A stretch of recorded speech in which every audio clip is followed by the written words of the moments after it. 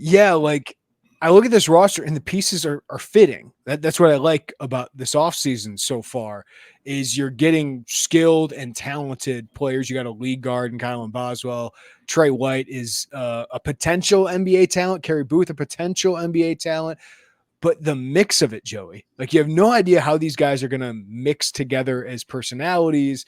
None of it's established.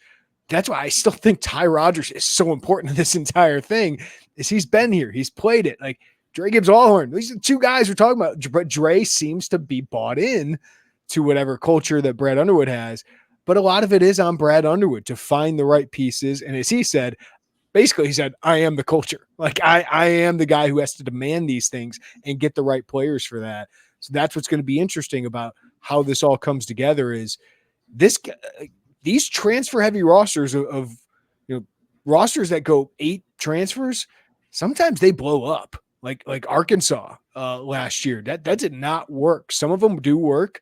Some of them do not work. Like NC State ended up working last year late in the season, but it was not a great regular season for them. So there is risk to what Brad Underwood is doing. There's also the upside of the guys they've lost, like Dane Danger was maybe, and Luke Goody were the most productive players.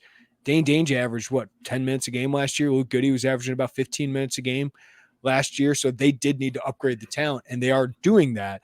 And I expect they will continue to do that. Yeah, I think it's just like Brad Underwood effectively saying he's the culture, the keeper of the culture. We're paraphrasing here. It's interesting because you balance that line of thinking, which comes with upgrading your roster. Jeremy, I know you and I have sat in press conferences, some of those early season, we're like, why did Illinois lose this game? And things are a little bit, you're still in that feeling out December process. And Brad Underwood says something along the lines of, we've got to have our guys lead. If I've got to lead, we're not going to be very good. You've heard that, right? I mean, we've all heard that in press conferences. So it's interesting. And I'm not saying transfers can't come in and lead, right? Like you've seen Terrence Shannon come in and do that. Matthew Meyer, to a degree, did that in 2022.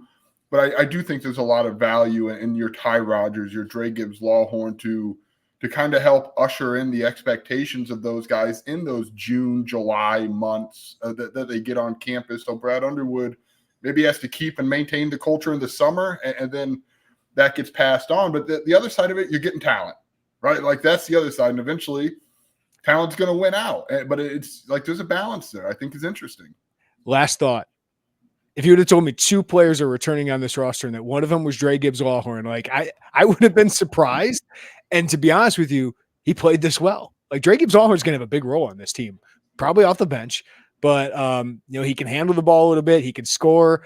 He can play defense. I think he's going to have a sizable role as a sophomore. So I think this played out pretty well for one Dre Gibbs-Lawhorn. It did, and you really could see it in the postseason.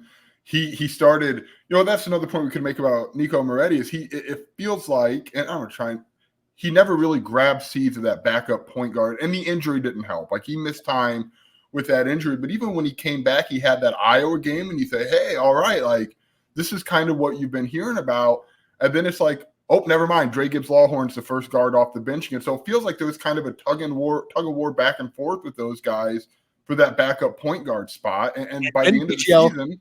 DGL started doing Justin Harmon's minutes by this point. Right. Yeah. That's right. You saw, really in the postseason, you saw all of this kind of build in him, and he was starting to really feel himself out there. And even if it was in smaller minutes, you could just read it in him, the confidence he was building and kind of that energy he brought.